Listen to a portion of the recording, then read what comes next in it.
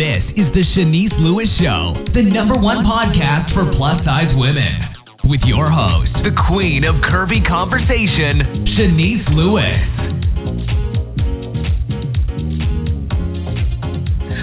Welcome to the show. I'm your host, Shanice Lewis. Today is Monday, February 8th, 2021. Make sure you're following this show's social media pages on Facebook at The Shanice Lewis Show and on Instagram and Twitter at Shanice Show. And make sure you subscribe on Apple Podcasts, Google Podcasts, Spotify, or Amazon Music, your favorite podcasting app, wherever. We're everywhere. So subscribe so you never miss a show. Today we have a very special guest. Marjorie Gubelmann is a New York fashion and social A-lister and now also Queen Bee of the DJs. As a DJ, she goes by the name Mad Marj and has opened for Cardi B, Katy Perry, Mary J. Blige, Payne, Lil Jon, Rita Ora, New Order, and Skrillex. She has worked with clients such as Dolce and Gabbana, Tiffany Co, and Cadillac, and many more. Her inspirational story has been featured in the Wall Street Journal, W Magazine, Vanity Fair, Town and Country, Vogue Mexico, Women's Wear Daily, Vogue.com, and Style.com. And Mad Marj has also appeared on the Today Show and the Martha and Snoop Potluck dinner special, and we are so excited to talk to her today. Let's welcome Marjorie to the show. Hey, are you there? Hey, Marjorie, can you hear me? Okay, I think we're having some technical difficulties, so we're going to give her a chance to reconnect and see if we can get this interview going. She has a very inspirational story, and we definitely want to share her story with you guys today. Let's see if we can get on the phone. Hey, Marjorie, are you there? Hello? Marjorie, Hello? if you're there, I hear you. Hello? Hello. Oh, we got it working. Yay. I'm going to call you, excited. but I want to do it on this way. I hear you. So we got it together. Looks like so it's working. thank you for being on the show today. I'm so excited I can hear to myself. speak. I just can't hear you. Oh, you How can't annoying. hear me? Uh-oh. Oh. Hello? Okay, we're having technical difficulties here. Hello?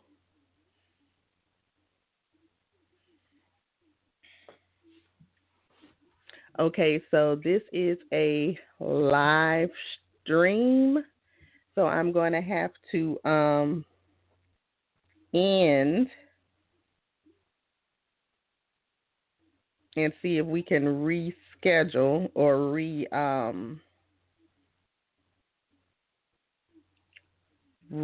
postpone to see if we can get through.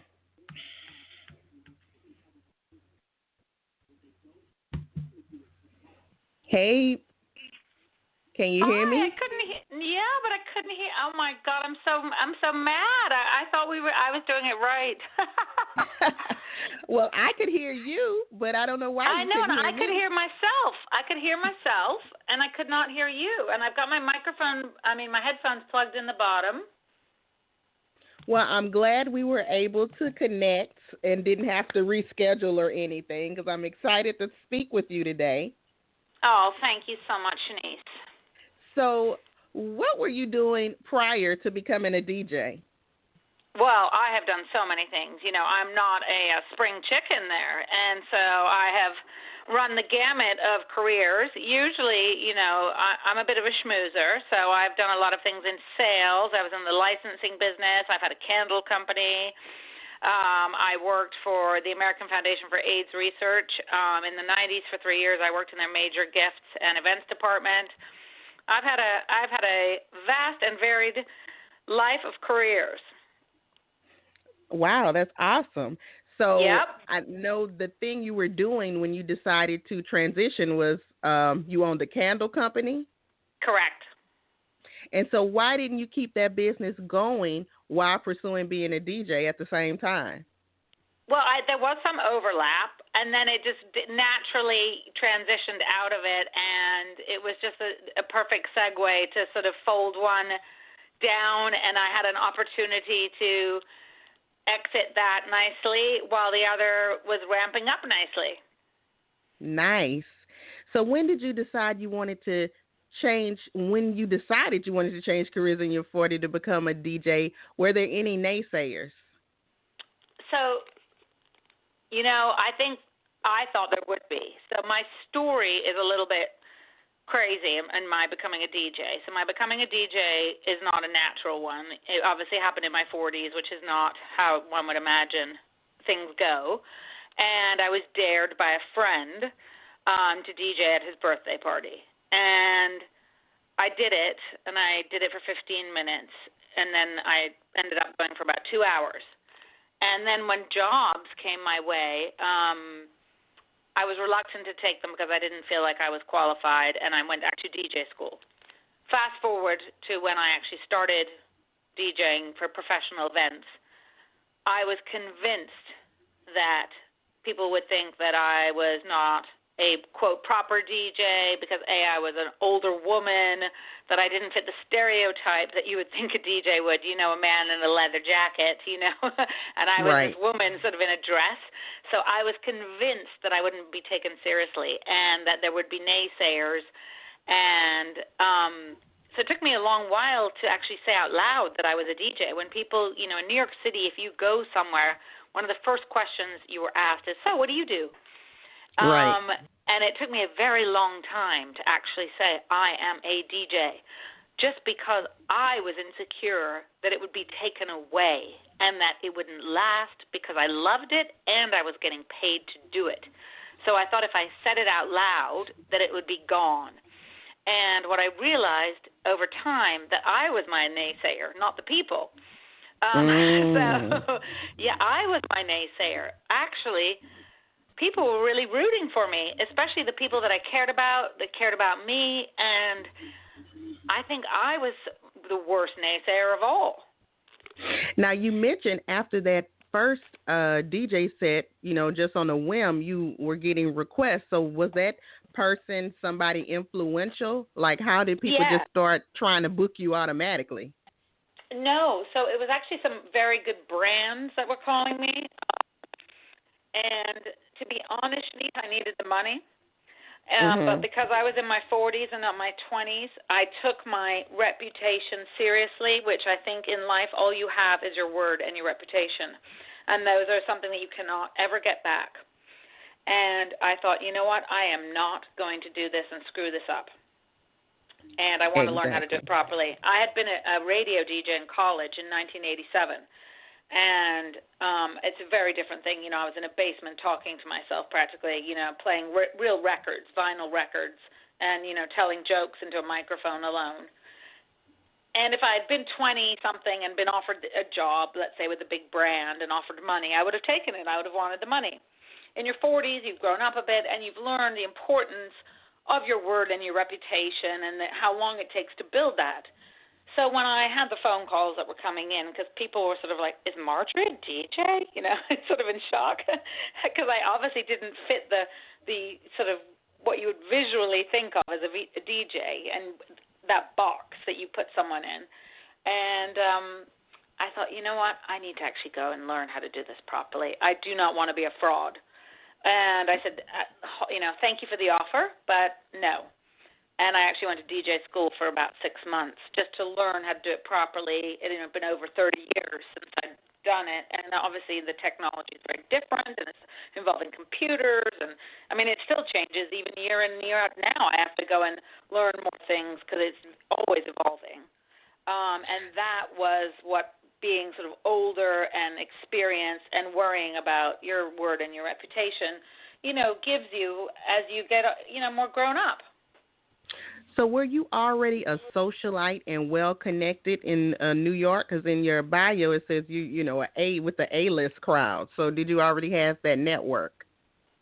So, Shanice, I had a great network. I did. I will be honest with you. I had a fabulous network. And the word socialite between us, I think, is the worst word in the world. I hate that word, and it's thrown around all the time. And when people call me that, I'm like, what on earth does that word mean? I think it means that you're stupid and you go to a lot of parties. And I know. And people call me that word all the time, and I'm like, why are you calling me a Anyway, and then I find that there's women that want to be called that. I'm like, why would you aspire to be that? So to answer you properly, I had a fabulous group of friends. I was very well connected, correct? Absolutely. And all of that, was years of being in a world and a life that doesn't just fall into your lap, that just you don't just wake up one day and have a network. A network is something that you build and takes work, to be honest. And so that fantastic network supported me in my transition into being a DJ, which was wonderful. So they were very supportive. I mean, I was a weirdo. So what obstacles did you have getting your DJ brand off the ground, if any? Well, I think the obstacle was I went into a genre, let's say a world where most DJs are not, well, I'm now 51. Most DJs are not single divorced mothers wearing a party dress, playing songs that you know the words to, okay? Mm-hmm. And I was just being myself. I wasn't trying to fit into any specific groove. I was just being Marjorie, playing the songs that she likes, that I've liked for 30 years, and happened to be going out as a DJ. And so the obstacle was, is there a market for this? Who knows? And what I was absolutely surprised and delighted to find was that there was a whole market for people that wanted to just dance. They wanted to dance to songs that they actually knew. And they don't go to nightclubs. Like, no nightclub is hiring me, Shanice. I'd get booed off and kicked out the door. Yes. So, they would be like, who is that old lady in her dumb dress? Get her out right now. Yes. And so I'm definitely not doing that kind of a party. It would be more of an event or a private party. And they wanted to hear, and I'm a good crowd reader, so I can look out there and sort of figure out the age. And I've loved music since I was 7 years old, and so I can figure it out, and I can keep people going. And so there was a niche for that, but I didn't know it at the time. So the obstacle was figuring out, is this formula of me going to work? Because the female DJs that were out there were obviously much, much younger, and they could have been my daughter. And they were also... they look like supermodels, and I do not. So there was two separate things that we were dealing with.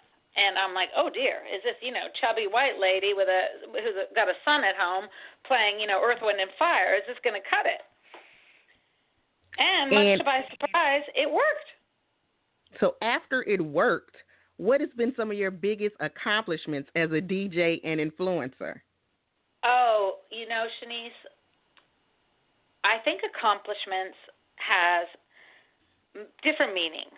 So on the sort of superficial outside accomplishments that you want to list in a bio, the accomplishments are, I have gone all over the world. I have worked with some unbelievable brands. I have been at the Sydney Opera House. I have gone to Hong Kong, Shanghai. I have worked for beautiful fashion, jewelry, beauty brands. I have done some of the most elegant birthday parties in, unbelievable destinations. And, I mean, my whole life has changed. That is, something in my midlife I would have never imagined, to be doing something that I did as a 17, 18, 19-year-old, and I'm doing it again in my 40s and 50s. That is an accomplishment in itself. But I think the real accomplishment if I'm to be honest with you from my heart, is I did something that was basically a dare that I didn't think was really real, and it kept going, and it lasted, and it became my job, and it sustained. That was the accomplishment I really think is the true one. Yes, absolutely. The fancy schmancy part, yes, of course, that looks and sounds amazing, but what's really an accomplishment is to have longevity. Right. And you did have another accomplishment when you were able to DJ on TV. You made an appearance on the Today Show with Hoda and Jenna, and that gave you I think probably a bigger audience on television. That was absolutely life-changing. So in the beginning of 2020, Hoda and Jenna launched a live studio audience program. So 2 days a week, they were live with a studio audience, and they had this new format that launched in February 2020. And I was their in-studio DJ. I mean, it was so exciting, 4 million viewers or something like that. I'm not quite sure, something very large. And I got the call, will you be our DJ? I was like, are you kidding? I would love to. And it was so exciting, and I mean, just being there with the energy and with them, they are fantastic, and I loved it, and I was their DJ, and they are just the best and warmest ladies, and I love them, and we had so much fun, and it was live, and it was fun, and the second episode, or the third, Oprah was the guest. I mean, Shanice, It was just, I was pinching myself. It was amazing. I mean, I could not believe this was my life, and it was fun, and it was really special. And then, God darn it, came COVID, and then all studio audience things came to a halt. But it was, so listen, you were going to be the permanent DJ? I don't know. Nothing was set in stone because it was all new for them, too. We didn't know if it was going to go 2 days, 3 days, that nothing was set in stone. It had just started. It was just in a beta format. You know what I'm saying? It was just starting out. We didn't know. Everything was new. And then stupid COVID came. Yes. So, as a woman in entertainment, do you have pressure to keep a certain image to be more marketable? Well, I mean, I think I would lie if I would say no. I think when I was younger, I probably, in my own head, was more insecure about it. And if you're referring to weight and size, I think that, New York and fashion and that whole world is very sizist, to be honest, and I, in my world, was always the largest of any of my peers. And, I was always used, adjectives in the press were always, put in sentences to describe me. They wouldn't just say Marjorie Gubelmann was at the party. They would say, and, I've been called Zoftig, and, I don't even know the words. And, of course, my heart would sink, and I would be like, when they describe another name, they would just give their name. They wouldn't put an adjective before it, And it would hurt my feelings, obviously. But I think that was maybe in the 90s, and anything weight-related is hurtful. Right. I'm glad to see that it is catching up now, and people are definitely becoming more sensitive and inclusive. It's high time. So you don't see yourself, your competition, as someone as like Paris Hilton then? Paris Hilton, I know her and I love her, and she is a friend of mine. She's so above me, and I love her, and we are very different. She's fantastic. She can go to Brazil and sell out a stadium of, 500,000 people and stays up till 5 a.m, and we are very, very different, and she's adorable, but that is not me, and she's wearing a bikini and spraying foam into the crowd and, gets paid $3 million. Shanice, if that happens to me, you will be my first call. So you're definitely not trying to compete with that. Well, I would take the money. Don't get me wrong, but I don't want to be. I don't think anyone would be paying me that, and B, I don't think anyone wants to see me in a bikini spraying foam into a crowd. Well, you never know now. Don't say that. Well, you never know. Never say never. But right now, no. So do you think it's harder to build a brand as a DJ as a woman in a male-dominated industry? Because, as you say, she's with a bikini and, looks, the men don't have the same pressure. Actually, I don't. To be honest, no. A lot of these brands that I work for, they only want to work with female DJs. Really? Yes. So I think if you're dealing with maybe nightclubs and festivals, maybe they want men, but luxury brands, let's say, and a lot of events, they like having a woman DJ. They like a lady dressed being the DJ. Nice. Yes, I'm very pleased to say, and I only know that because I feel it when I come and I see the reaction. They're thrilled. You have a very impressive client list. Are you freelance or do you have a team behind you? I have a team of one. It's me and my booking agent, and we've been together since day one, and we are yin and yang, and we work so well together, and we, when you click, and I am a big believer in trust and being on the same page, and we have been, and she is a fabulous business person, and she's not a child, and she's a grown-up, and we've worked very, very well together since the beginning of time, and she really understood me as a woman and as a DJ and all parts of me, and she does really represent me very well to my clients, and she's a lady, and she's wonderful. Now, we connected on Clubhouse in a room about diversity and inclusion. Why are those topics important to you? I think they've been important to me for a long time, and I think that, I think it's very sad that it's just only now being highlighted, and it's sort of on everybody's checklist to check right now. It should have been a long time ago, but I'm always very happy to use my voice to bring any spotlight to that, because I think that, diversity and inclusion is absolutely imperative. And no matter how you get to a goal, you need to get there. So maybe I'm, saying better late than never, but I think it's important that everybody has a seat at the table, and I don't like when anyone is made to feel inferior or lesser or ashamed or any of those feelings. It's a horrible way to feel, and I don't, and that you can't be something because you are a certain way. So those are things that I feel strongly about, and I absolutely love to, speak and listen and be a part of anything to do with diversity and inclusion, and I love to learn more. Yeah, and then, one of the areas of diversity and inclusion we don't talk about a lot is ageism. So, I think that's why your story is so fabulous, how you transitioned in your 40s.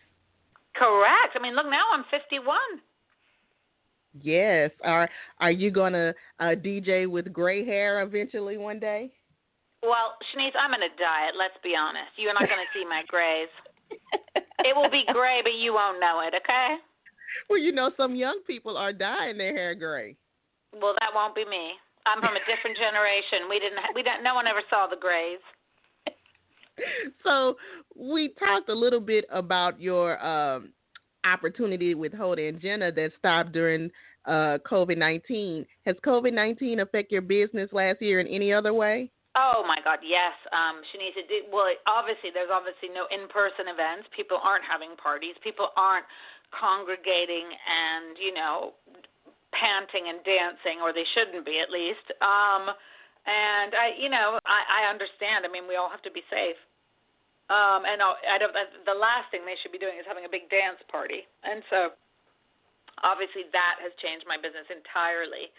I had a lot of jobs on the books that we postponed or they postponed, and then now I'm really, really just saying let's just wait and see what things look like until we take things on, because we are really in uncertain times. I've done some virtual events. I've done, a bunch of virtual events. I'm set up to do streaming, so I've streamed some events. And to be perfectly honest, I never thought that they would feel as real as they do. What's absolutely mind-boggling is you actually can feel the people. in a bizarre way through the chat, and it is a unbelievable feeling, but you can actually feel the connection of the people at the event. So streaming is different, yes. It's not the same as being there in person, but you do feel the people on the other end. So I have had some streaming events, obviously not as many as in-person events, but people, the more they realize that we're not going back to the regular type of event, people are moving to streaming events. And I have had job streaming, which has been nice, and I'm set up for that, which is good. So you think 2021 is going to keep that same direction? I'm imagining, because I cannot envision large groups getting together and dancing and panting and, all those things that we're not supposed to be doing. Absolutely. So what is your ultimate goal with your career and brand? Well, Shanice, that is a very good question, because I have shocked myself in these 51 years because I never really set any goals, and I've kept on going. I think my ultimate goal is to sustain, and longevity is a beautiful thing, and to keep working and doing something that you love. And that I never knew how important that was until I actually became a DJ, because being a DJ was something that I would come home at the end of a job smiling and be like, I absolutely just had the best time. I love my job, and I'd never had such satisfaction in my life. So to have that feeling and have that be what I do as a job is fantastic. Whether it pivots into any other form and I find another lane to go in, I have no idea. But right now, if I could just keep doing something that I love, that would be fantastic. I love DJing. I love meeting people. I love connecting people. I like, just chatting, whatever that may be, Shanice. I just would like to just, have longevity and just keep going and plodding down the road ahead.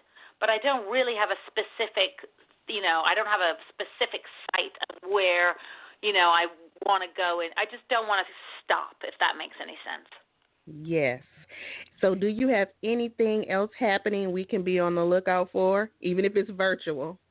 Well, so Shanice, I do have some virtual things coming out, but a lot of them are for private companies, so I can't say them. But on my social media pages, my Instagram, which is my name, Marjorie Gubelmann,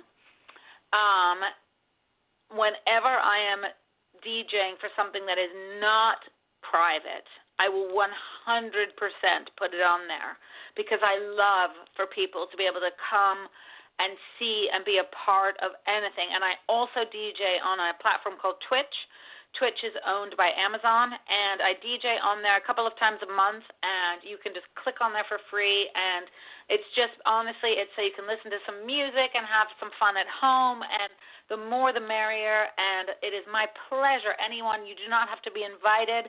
And I have met a whole group of new people that I don't even know, and they're old friends, new friends. And please come to Twitch if you want. And if I have other events that are from brands, but I'm allowed to have other people, I will put that on my page as well. Sometimes, it's by invite only, and then they're in charge of the guest list, so I don't post about it.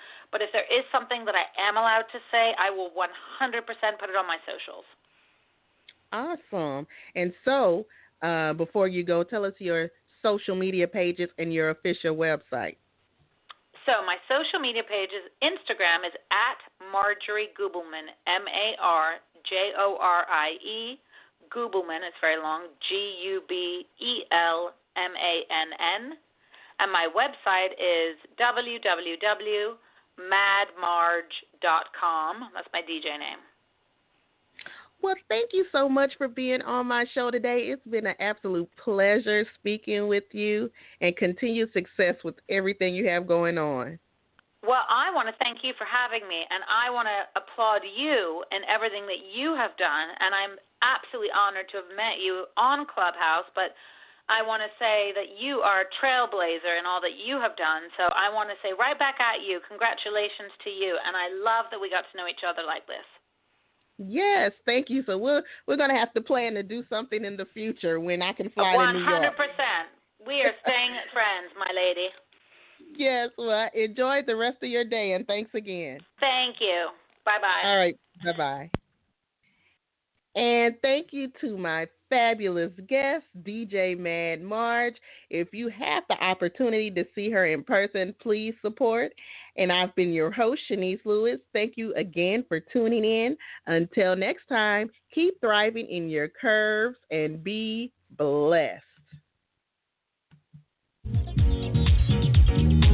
You've been listening to The Shanice Lewis Show. For more info about the show, visit ShaniceLewisShow.com.